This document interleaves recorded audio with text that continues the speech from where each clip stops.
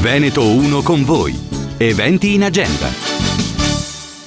Ben ritrovati a Veneto 1 con voi, eventi in agenda. Vi ricordo che potete seguirci sui 97 500 di Radio Veneto 1 e sui nostri canali video. Vado subito a presentare l'ospite che abbiamo qui oggi in studio, Emiliana Losma. Buongiorno Emiliana. Ciao Laura, buongiorno. Benvenuta.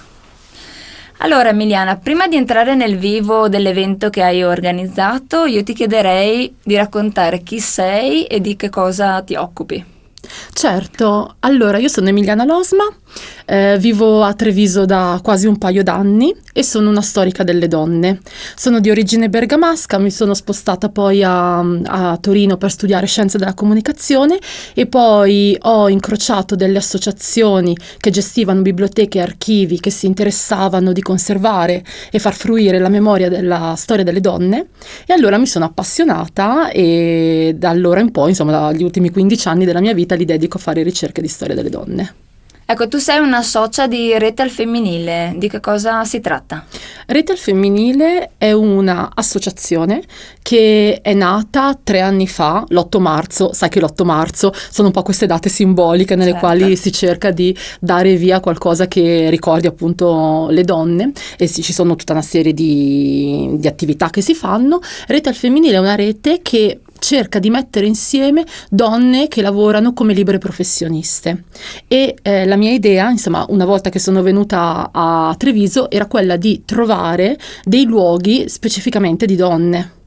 E quindi ho cercato questi luoghi, ho trovato un luogo simbolico appunto in questa rete e appunto nella nostra pagina Facebook il lunedì gestisco questa rubrica che si chiama Donne che ispirano, che cerca appunto di coniugare le donne di ieri con le donne di oggi.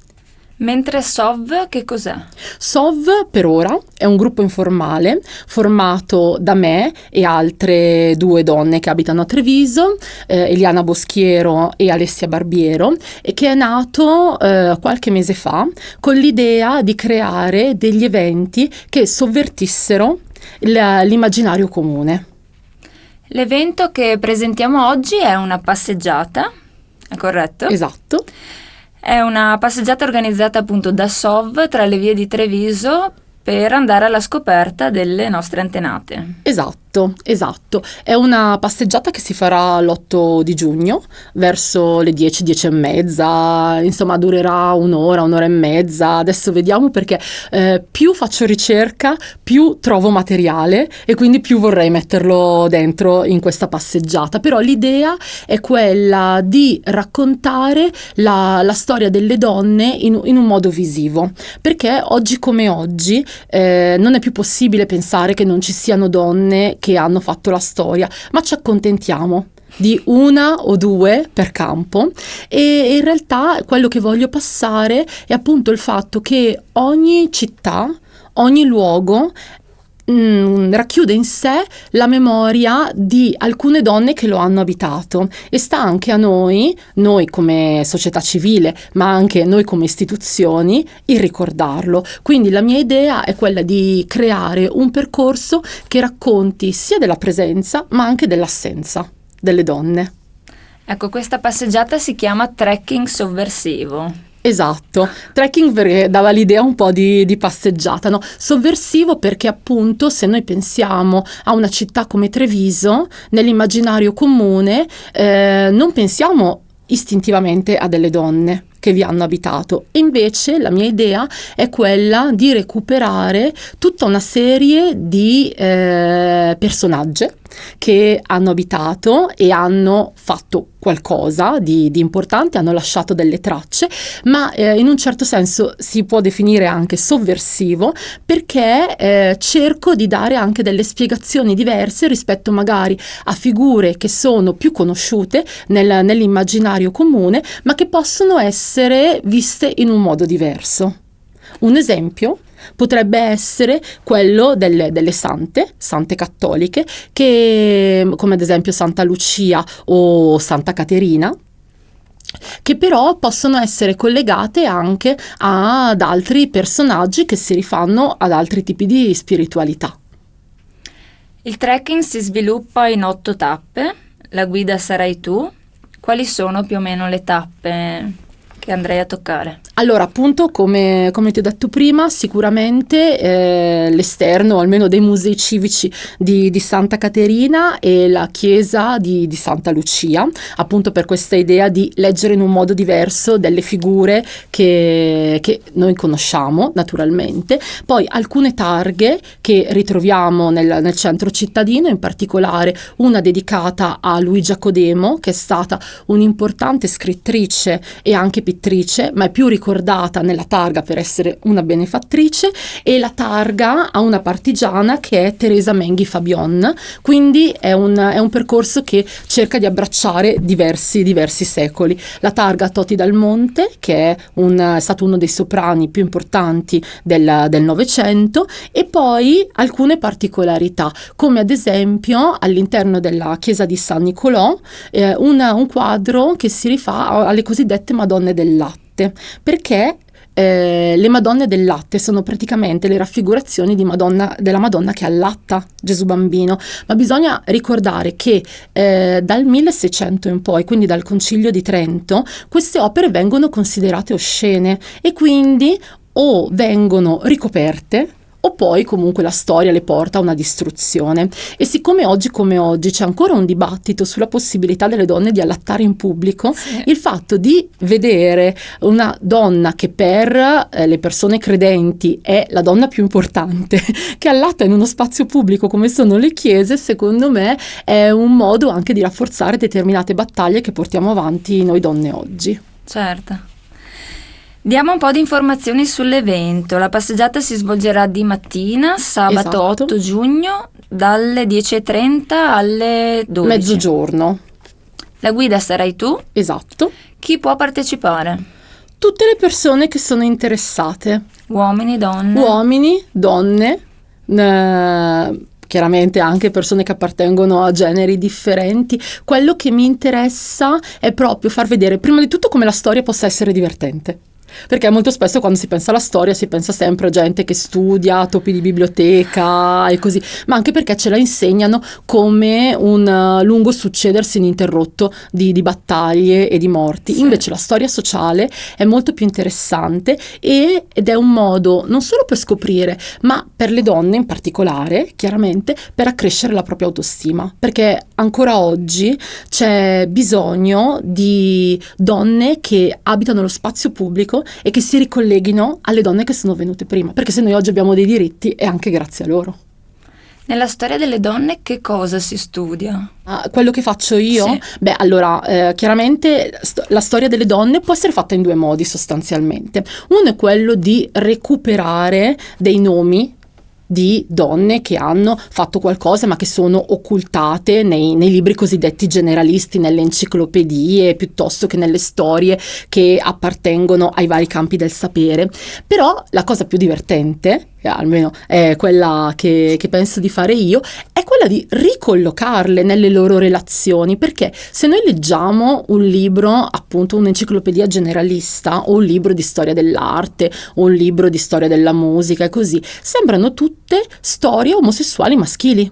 Sembra che queste donne sì, non ci siano state e non abbiano fatto piccole niente. comparse. Esatto, per lo più come madri, come amanti, come mogli e basta. In realtà io faccio ricerca di storia delle donne per rinarrare, ma non è una rinarrazione fatta solo al femminile, è rinarrare i legami che ci sono stati tra uomini e donne nel passato. Perché la cosa incredibile è questa, che se tu vai a rivedere delle fonti del 600, del 700, dell'800, insomma, queste donne facevano parte dello spazio pubblico. Poi quando si è diffusa la scuola, si sono scritti i manuali, si è scritta la storia come la studiamo noi oggi a scuola, ecco, queste donne scompaiono, come scompaiono anche tantissime etnie. Quindi sembra che la storia sia una storia dell'uomo bianco, eterosessuale, occidentale, ricco. Per partecipare all'evento è necessario mandare una mail a movimento.sov@gmail.com. Sarebbe meglio. Che è chiaro, se poi qualcuno vuol venire la mattina così va bene, però se vi iscrivete è meglio, così riusciamo anche a contarci, è meglio, insomma. È gradito anche un contributo responsabile di 5 euro. 5 euro, perché appunto io punto molto sull'accessibilità. Voglio che sia per tutte le persone che desiderino partecipare. Ecco, queste donne di cui mi parlavi sono appunto una poetessa vissuta all'epoca di Dante, citata anche. Sì, lei è Dante. Gaia da Camino, esatto, non ne abbiamo parlato prima, però Gaia da Camino è molto interessante perché fa parte di una delle signorie che hanno dominato Treviso tra il 1200 e il 1300 ed è citata in un canto del Purgatorio da Dante. Però, come succede molto spesso alle donne, ricollegandoci a quello che ti dicevo prima, i commentatori della Divina Commedia si sono spaccati a metà sulla sua figura, no? Per alcuni era appunto una poeta, una donna di lettere, gestiva anche un salotto intellettuale, per altri invece era una prostituta. Molto semplicemente. Però se ha avuto sepoltura nella chiesa di San Nicolò, probabilmente, un motivo c'è. Esatto, un motivo c'è. Le altre sono Luigia Codemo, scrittrice vissuta a metà Ottocento, Esatto. Conosceva bene Manzoni, è una romanziera italiana in realtà poco nota.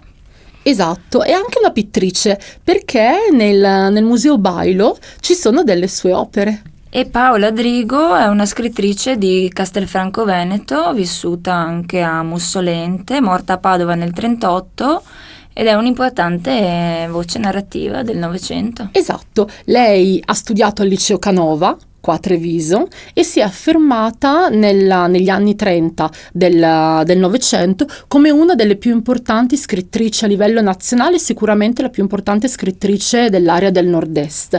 Ha scritto questi libri, di cui il più importante è Maria Zeff, dove lei racconta la condizione delle donne.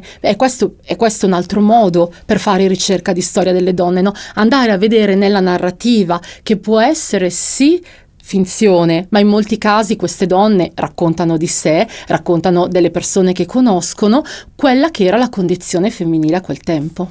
Questi sono documenti molto importanti in realtà per voi, per Esatto. ricostruire Esatto. la condizione della donna. Un'altra donna che si va a visitare è Teresa Menghi Fiabon, che era una partigiana, madre di un ragazzo partigiano, che è stata uccisa dalle Brigate Nere nel 44. Nel 44, esatto. Allora, io appunto, come ho detto prima, ho abitato a Torino per quasi 20 anni e nell'immaginario la seconda guerra mondiale a Torino c'è molto ricordo, mentre invece qua a Treviso c'è molto più ricordo per quanto riguarda la prima guerra mondiale.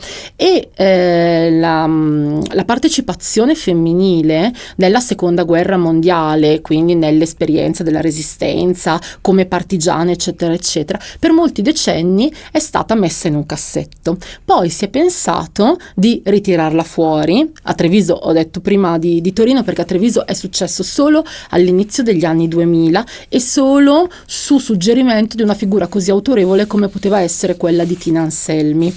E allora cos'è successo? Sono andate a intervistare tutta una serie di donne che erano riuscite a recuperare e avevano partecipato, diciamo, alla seconda guerra mondiale come staffette, come partigiane, però appunto nel centro storico c'è il ricordo di questa donna che è sì una partigiana, ma il suo esempio non è stato quello di donna che è andata a combattere in collina eccetera eccetera, ma ha fatto quello che faremmo tutte, no? come madri, sì. Cercare di difendere il proprio figlio in una condizione di attacco. Però è molto importante recuperare anche la memoria di queste donne, perché la resistenza non può essere considerata solo resistenza fatta coi fucili, con le armi da fuoco, ma la resistenza civile è un aspetto importantissimo della vita delle persone oppresse. Senza voler portare sfortuna, speriamo che sabato 8 giugno splenda il sole. Beh, d'altronde.